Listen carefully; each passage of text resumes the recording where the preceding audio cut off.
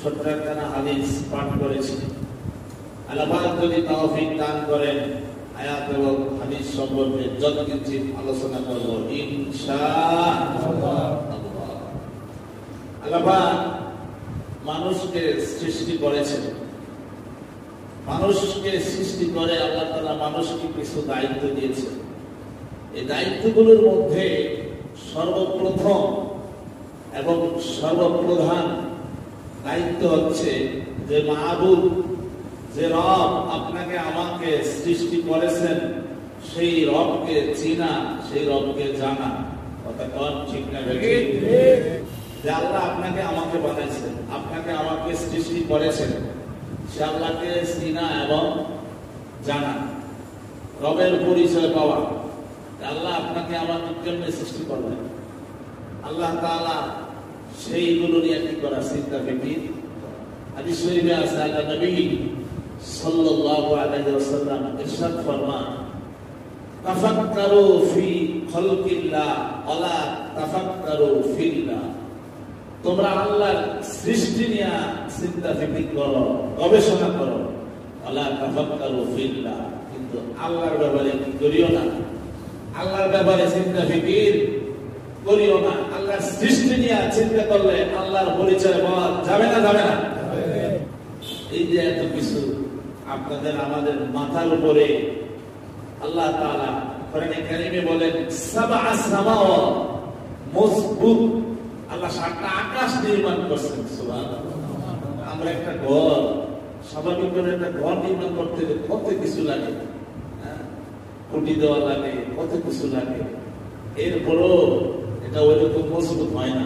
আর আল্লাহ আপনার আমার মাথার উপরে, পুরো পৃথিবীবাসীর মাথার উপরে আল্লাহ তাআলা কোন খুঁটি ছাড়া বিশাল আসমান, আল্লাহর ভাষায় বলেছেন মজবুত। সুবহানাল্লাহ।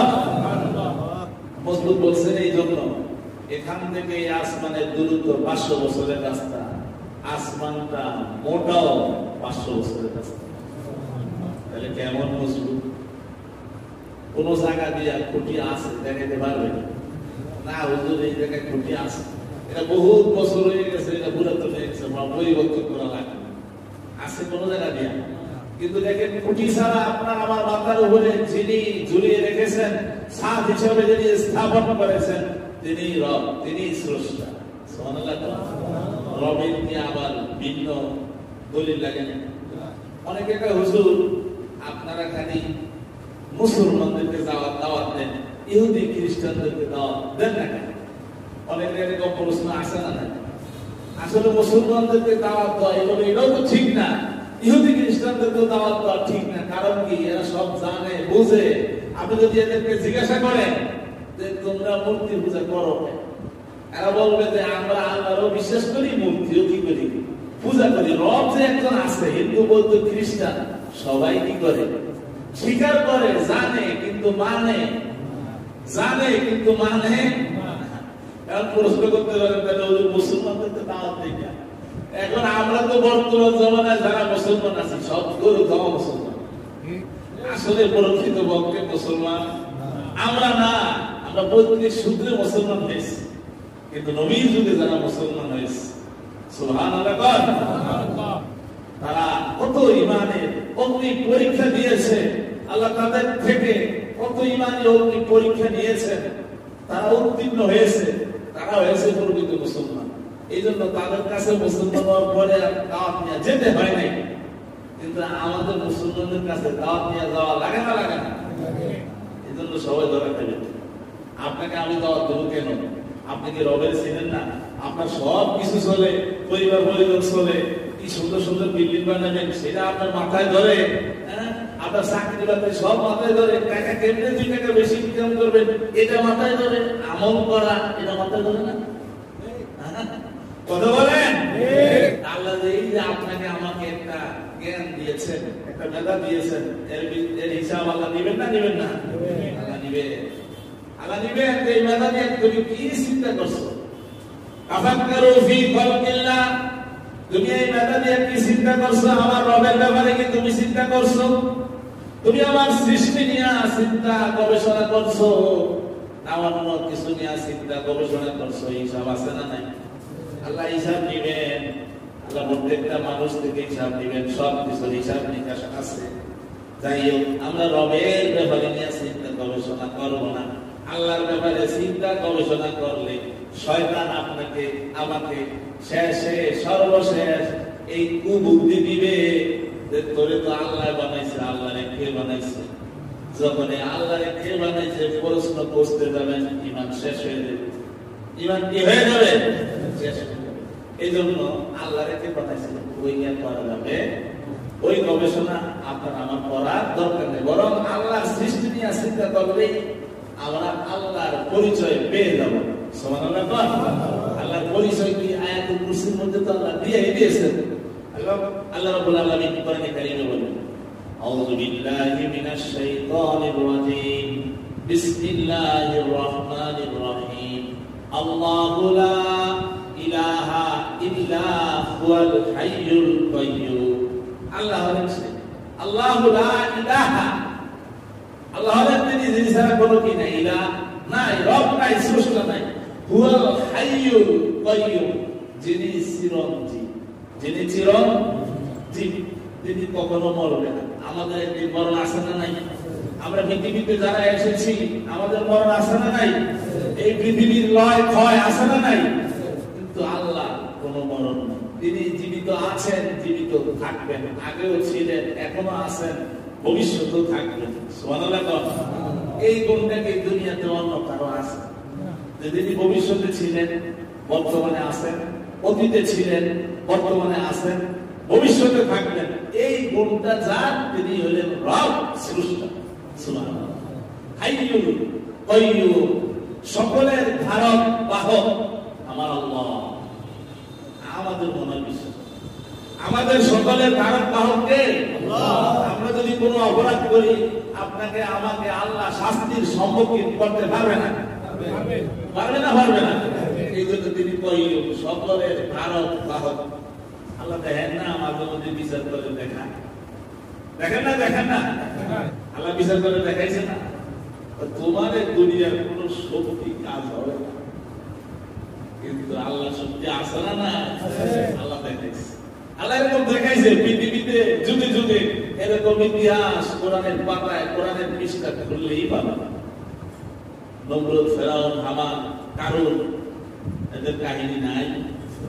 আল্লাহ সব মাঝে মধ্যে কি করে দেখায়। তিনি সকল থেকে বিচার নিতে, সকলের বিচার করতে তিনি সক্ষম। এই জন্য তিনি কাইয়্যুম, সকলের ধারক বাহক।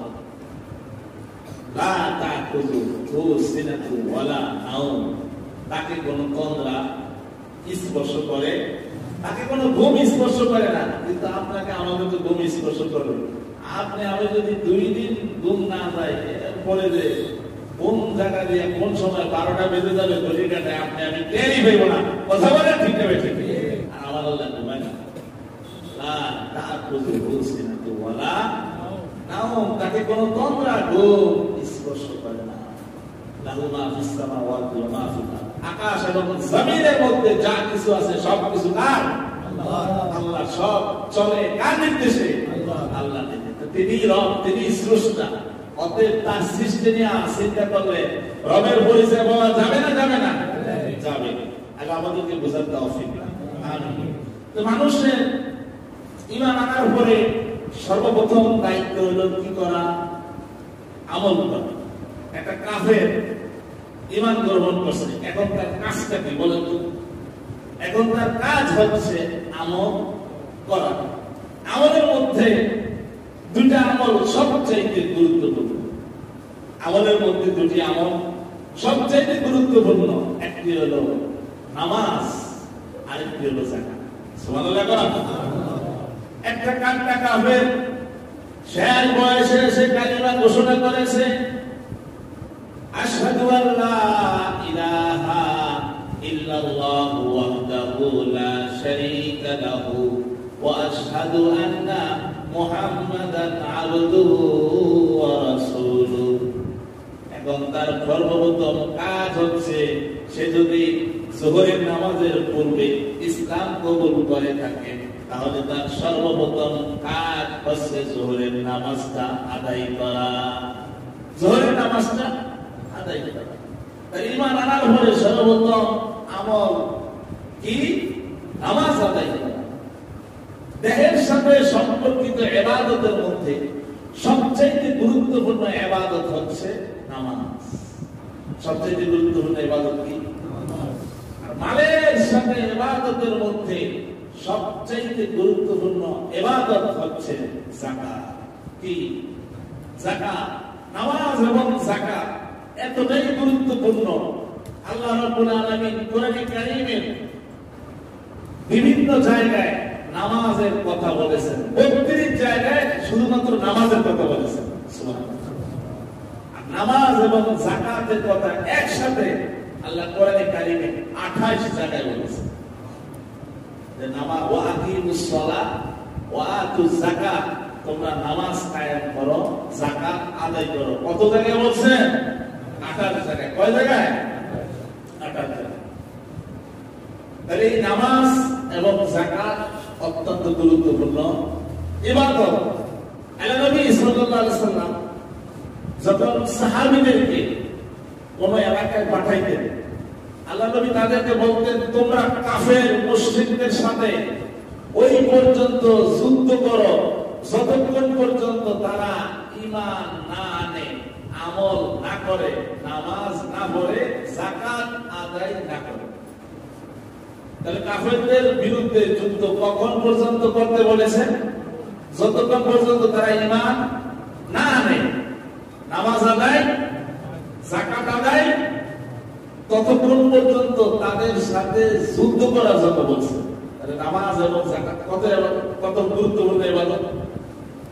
যুদ্ধ করতে বলছেন যদি তারা এই আমলগুলো করে না থাকে। কিন্তু আমরা তো করি না। আমরা মুসলমান দাবি করি, আল্লাহওয়ালা দাবি করি, সামনের কাতারে এসে নামাজ পড়ি, কিন্তু আল্লাহর ফরজ বিধান আমরা পালন করি না। যাকাত আমরা আদায় করি, আমরা সম্পদের যাকাত দেই না। এমন একজন লোক খাঁটি পাওয়া যাবে না এই বর্তমান জমানায়, সে তার সম্পদ পরিপূর্ণ হিসাব করে সম্পদের যাকাত দিচ্ছে। খুবই কম থাকতে পারে, খুবই কম, যে আমার এত লক্ষ টাকা, এর মধ্যে আমার এত টাকা যাকাত এসেছে, এটা গরিবের হক, গরিবকে আমি আদায় করে দিলাম। শুধু যাকাত আইনি তার বাহানা শুরু করবে। সারা বছর কোনো কাজে টাকা লাগায় নাই, রমজানের আগে যাকাত দিতে হবে দেখে সে ওই টাকা দিয়ে জমি করে ফেলেছে, যাতে যাকাতটা দিতে। হুজুর, আমার তো অনেক টাকা ছিল, আমি এই যে বাড়ির কাজ করেছি, এখন কি যাকাত আমার হবে না? এরকম লোক সমাজে নাই, আছে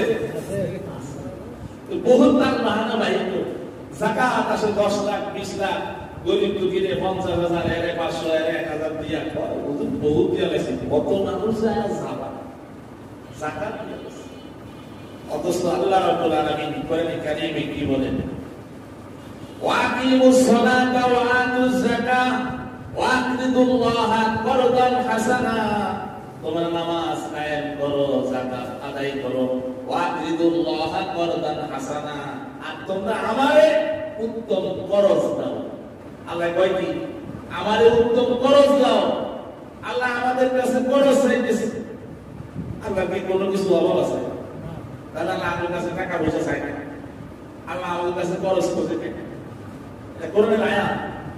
আল্লাহ আমাদের কাছে টাকা চাইতেছে, অথচ আল্লাহ কোরআনে বলেন আল্লাহুল গনি ওয়া আনতুমুল ফুকারা। আল্লাহ বলেন আমি হইলাম ধনী, তোমরা হইলা ভিখারি। আল্লাহ আমাদের সামনে কথাটাই কোরআনে ব্যবহার করছে, আমি হইলাম ধনী আর তোমরা পৃথিবীর সবাই সব ভিক্ষু। তাহলে দুনিয়া আমাদের কাছে খরচ চাই না, টাকা চাই না। আল্লাহ রাব্বুল আলামিন নিজের জন্য টাকা চায় না, আল্লাহ চায় সমাজে এতিম গরিব অসহায় দুঃখী আছে, যাদের খোঁজ খবর আমরা নেই না, আল্লাহ তাদের জন্য চায়। তাকে দিলে আল্লাহকে দেওয়া হবে, গরিবকে দিলে আল্লাহকে দেওয়া হবে, এতিমকে দিলে আল্লাহকে দেওয়া হবে, অসহায়কে দিলে আল্লাহকে দেওয়া হবে। সুবহানাল্লাহ। আল্লাহ রাব্বুল আলামিন কোরআনে কারীমের অন্য আয়াতে বলেন, বিশ্বনবী মুহাম্মদ রাসূলুল্লাহ বলেন, ইন্না সাদাকাতা তাকাউ ফি কাফিল ফাকির, ইন্না সাদাকাতা তাকাউ ফি কাফির রহমানি ক্বাবলা আন ফাকির, মানুষ অসহায়কে, গরিবকে, মিসকিনকে, এতিমকে টাকা দেওয়ার আগে, তার হাতে পৌঁছার আগে, এটা আল্লাহর কাছে, আল্লাহর হাতে আগে পৌঁছে যায়। সুবহানাল্লাহ। আপনি তো মনে করছেন আমি 2000 টাকা দিলাম, আমার তো দামটা একটু বেশি, যাকাত দিলাম, কি মনে হইতেছে একটা ভাব। অথচ আল্লাহ না, তুমি তাকে দেওয়ার আগে এটা আমার কাছে আগে বসে, রহমানের হাতে আগে বসে, এরপরে সেটা তুমি যাকে দিয়েছো তার হাতে বসে। বরং তুমি খুশি হওয়ার বিষয় না, বরং তোমার টাকাটা যে সে দিয়েছে এই জন্য তোমাকে শুকরিয়া আদায় করা উচিত। সে যদি না দিত, কারণ তুমি সম্পদ, তোমার সম্পদের যাকাত আদায় না করলে ওই সম্পদ থেকে যাকাত কিভাবে আদায় করতে হয় আমার আল্লাহ জানে না, জানে না? দেখবেন যারা সম্পদের যাকাত দেয় না, আল্লাহ নিয়ে নেয়, আল্লাহ নিয়ে নেয়।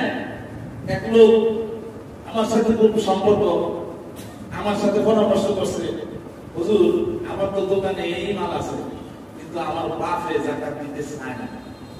আমার বাপে যাকাত দিতে গিয়ে দেখে 5 লক্ষ টাকার মাল যদি হয় তাহলে 1 লাখে 2,500 করে, 5 লাখে কত হাজার, লাখে যদি 2,500 হয় তাহলে 5 লক্ষ কত, 12,500 টাকা কমে যাবে।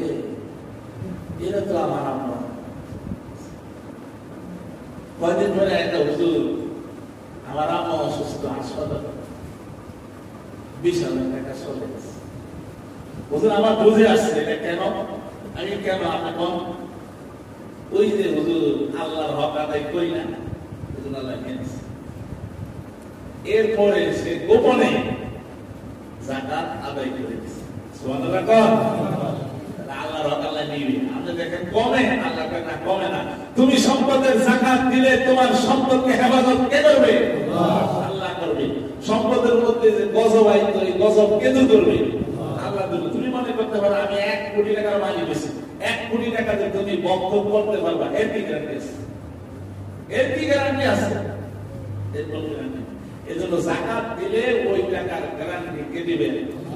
আল্লাহ।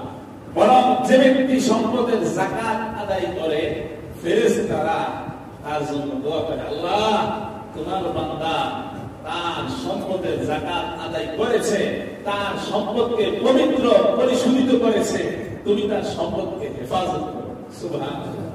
ফেরেশতারা দোয়া করলে ওই দোয়া কি কবুল না হয়ে পারে? সাথে সাথে আল্লাহ দরবারে কি হয়ে যায়? কবুল হয়ে যায়। তো সম্পদের যদি আমরা দেখি, আরে আমার 100 টাকার মধ্যে 2.5 টাকা কমে গেল, 1000 টাকায় 25 টাকা কমে গেল, 40 ভাগের 1 ভাগ গরিবের হাতে চলে গেল, 1 লাখ টাকায় 2,500 টাকা চলে গেল, আসলে আল্লাহ কাছে যায় না। মানে তুই দিছো, হাতে গনে গনে দিয়েছো, কিন্তু দেওয়ার সাথে সাথে আমি তোমার এই 1 লক্ষ টাকার মধ্যে আমি আল্লাহ বরকত দিয়ে দেব। সুবহানাল্লাহ। যেটা কমে বাহ্যিকভাবে দেখতেছেন কমে, আসলে মূলত কমে না, আসলে মূলত কমে না। আল্লাহ বলেন বরং সম্পদের যাকাত দিলে সম্পদ বাড়ে। সুবহানাল্লাহ। আপনারা কি সমাজে এমন কাউকে দেখাইতে পারবেন যে যাকাত দিতে দিতে গরিব হয়ে গেছে? যাকাত দিছে হে গরিব হয়ে গেছে, এমন কাউকে দেখাতে পারবেন না। বরং যাকাত দিলে আল্লাহ তার সম্পদ আরো কি দেয়?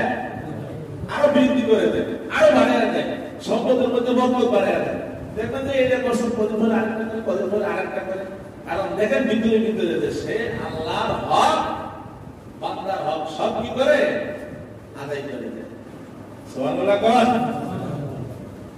আল্লাহ রাব্বুল আলামিন কোরআনে কারিমে বলেন, খুয মিন আমওয়ালিহিম সাদাকাহ তুতাহহিরুহুম ওয়া তুযাক্কিহিম বিহা ওয়া সাল্লি আলাইহিম ইন্না সালাতাকা সাকানুন লাহুম। আল্লাহ রাব্বুল আলামিন কোরআনে বলেন, খুয মিন আমওয়ালিহিম সাদাকাহ, আপনি তাদের থেকে দান সদকা উসুল করুন, তুতাহহিরুহুম, তাদেরকে পরিশুদ্ধ করুন, পবিত্র করুন, ওয়া তুযাক্কিহিম, তাদেরকে পবিত্র করুন,